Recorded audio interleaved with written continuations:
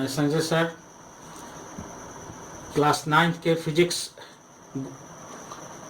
Physics में second lesson जो force and law of motion बता रहे थे। फर्स्ट हमने Newton's first law of motion हमने बता दिया है, उसमें कुछ क्वेश्चन भी करवाए हैं, इनर्शिया भी बताए हैं। आज जो है मैं आपको Newton second law of motion बताऊंगा। तो Newton second law of motion कहता है the rate of change of momentum of a body is directly proportional to the applied force. ठीक है, the rate of change of momentum of a body is directly proportional to the applied force and take place in the direction in which the force act. है ना, जिस दिशा में हम force लगाते हैं उस दिशा में बॉडी जो है काम करता है, और ये जो है क्या होता है, डायरेक्टली प्रोपोर्शनल, है ना, the rate of change of momentum. तो मोमेंटम क्या है, मोमेंटम जो है, मोमेंटम कहता है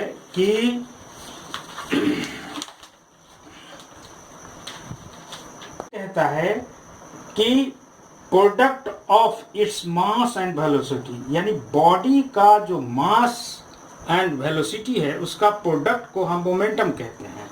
ठीक है ना, तो यहाँ पे the rate of change of momentum, जिस रेट पे मोमेंटम जो चेंज होता है बॉडी का वो directly proportional to force, directly proportional to the force के वो डायरेक्टली प्रोपोर्शनल होता है, और वो उसी दिशा में काम करता है जिस दिशा में हम फोर्स अप्लाई करता है। ऐसा नहीं है कि हमारे जो है हम इसमें फोर्स अप्लाई किए, है ना, और ये जो है इस दिशा में चल जाए, ऐसा नहीं है।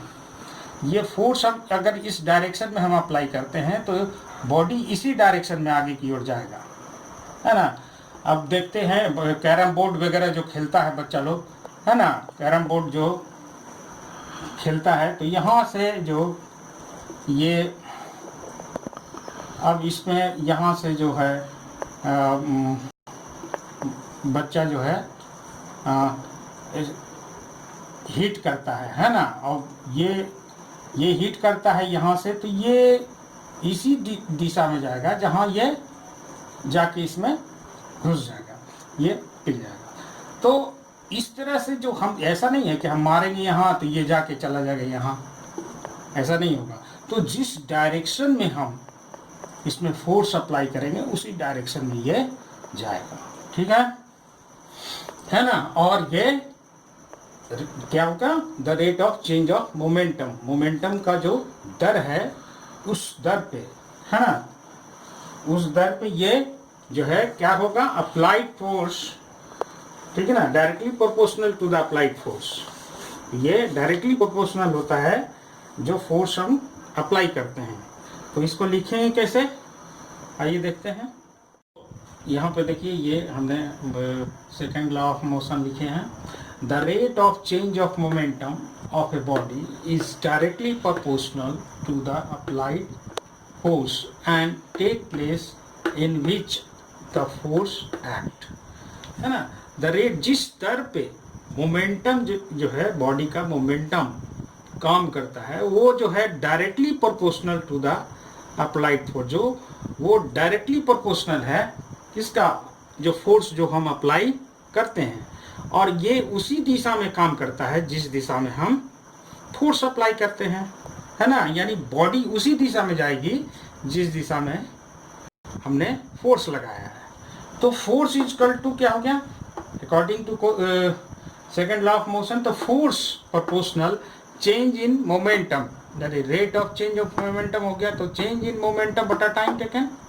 ठीक है ना, तो फोर्स को हम F लिखते हैं, तो F proportional change of momentum क्या होगा, मोमेंटम के विषय में अभी आपको बताए थे, product of mass into velocity. तो पहले होगा final velocity mv, product of final mass and final velocity, minus mu upon t for time taken. ठीक है ना, तो F प्रोपोर्शनल क्या हो जाएगा, m दोनों में है तो m को कॉमन ले लीजिए, ये आ जाएगा v माइनस u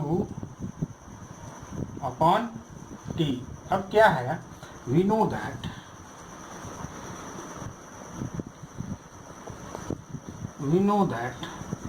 क्या आप जानते हैं, आप जानते हैं कि एक्सेलरेशन इज इक्वल टू क्या होता है, acceleration a is equal to, है ना, v minus u by t, v minus u by t. तो यहाँ पे क्या करेंगे कि f प्रोपोर्शनल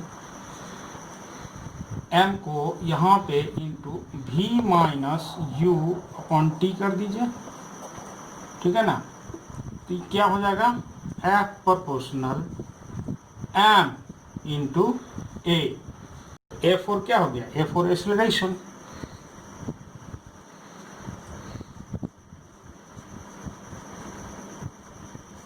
ठीक है।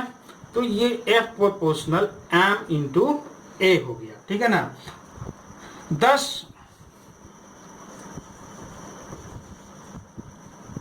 The force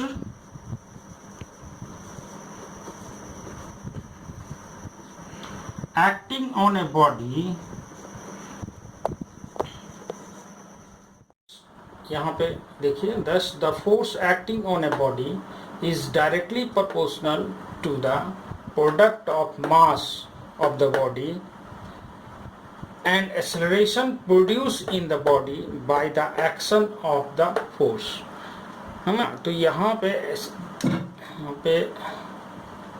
acceleration produced in the body by the action of the force, तो ये आप जो न्यूटन सेकेंड लॉ है उसके अनुसार जो है ये बताता है the force acting on a body, जब फोर्स बॉडी पे जो काम करता है is directly proportional to the product of mass of the body. Mass जो है ये प्रोडक्ट क्या है, बॉडी का मास एंड एक्सेलरेशन जो प्रोड्यूस होता है in the body by the action of the force, जो फोर्स जो हम अप्लाई करते हैं तो इसकी जो प्रोडक्ट है वो जो है फोर्स के बराबर होगा, जो force is equal to m into a, ठीक है ना।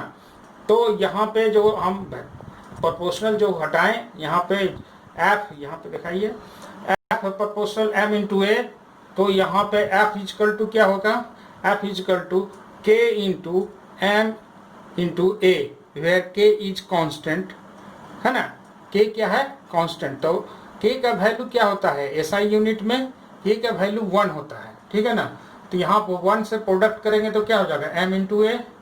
तो इस तरह से Newton second law of motion से हम ये प्रूफ कर सकते हैं कि F is equal to force is equal to क्या होता है, मास इंटू एक्सेलरेशन, है ना। तो आपको एग्जामिनेशन में आएगा कि Newton second law of motion को लिखें और प्रूफ करें F इजकल टू ma, यानी प्रूफ करना है मास इंटू एक्सेलरेशन। तो हम इस ढंग से हम इस तरह से जो है इसको Newton second law of motion लिखेंगे और F इजकल टू ma हम प्रूफ करेंगे, ठीक है ना। अगर Newton second law of motion जो है सिर्फ देता है तो सिर्फ हम इतना ही लिखेंगे और उसके बाद जो है ये लिख देंगे F proportional change in momentum बटा टाइम टेकन, ठीक है ना। ये प्रूफ करने की जरूरत नहीं, ये प्रूफ तभी होगा जब आपको Newton second law of motion लिखने के साथ साथ F is equal to ma proof करना होगा, तो ये लिखेंगे। अब क्या है कि इसमें ये है कि कहता है कि if the mass of the body is double, अगर किसी बॉडी का मास डबल है तो इट्स एक्सेलरेशन जो है उसका क्या हो जाएगा, हाफ हो जाएगा, ठीक है ना। तो और यदि मास of the body is half तो एक्सेलरेशन क्या हो जाएगा, डबल हो जाएगा, ठीक है ना। तो देखिए कैसे होगा, इसका पॉइंट नोट कीजिएगा।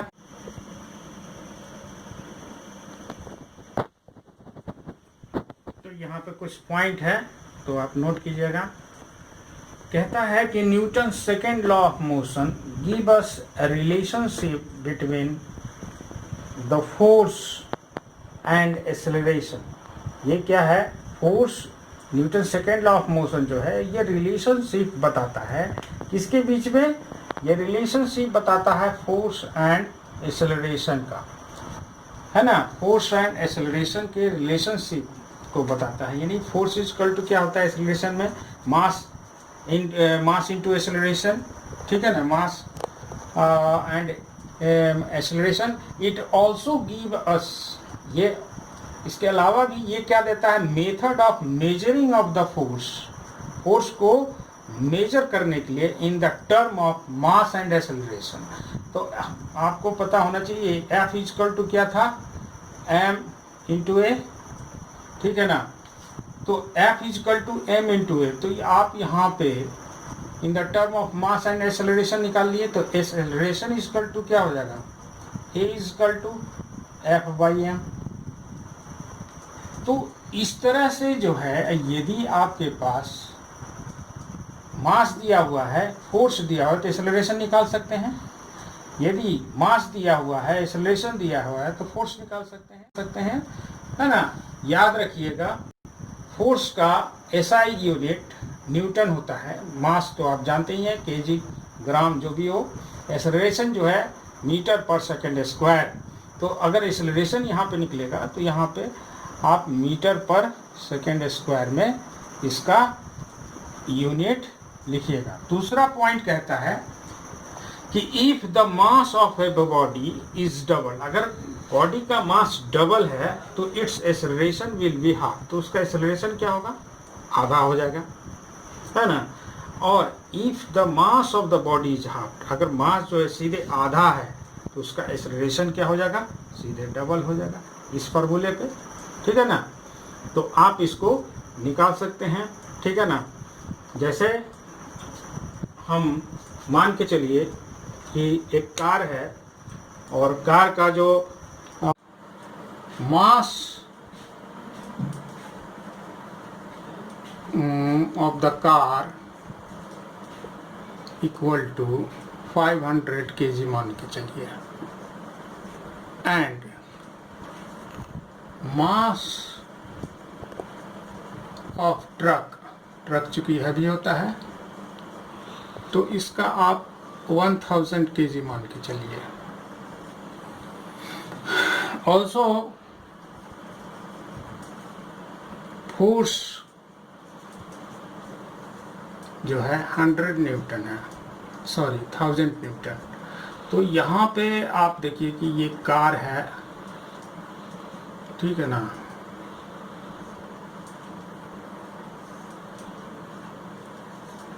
कार है और ये ट्रक है।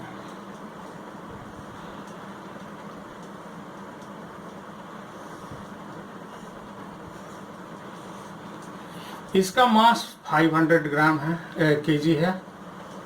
इसका मास जो है 1000 केजी है। फोर्स दोनों में सेम है, 1000 न्यूटन।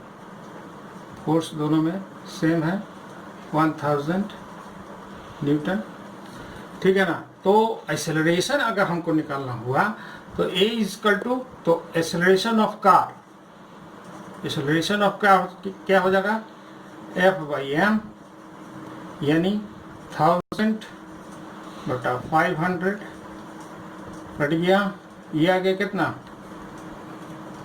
2 मीटर पर second square. Acceleration of truck कितना हो जाएगा, F बाई एम, यानी 1000 बाई 1000 कट गया, ये आ गया 1 मीटर पर सेकेंड स्क्वायर। तो यहाँ पे आप देखिए कि एक्सेलरेशन ऑफ ट्रक जो है वो एक्सेलरेशन ऑफ कार से कम है। क्यों?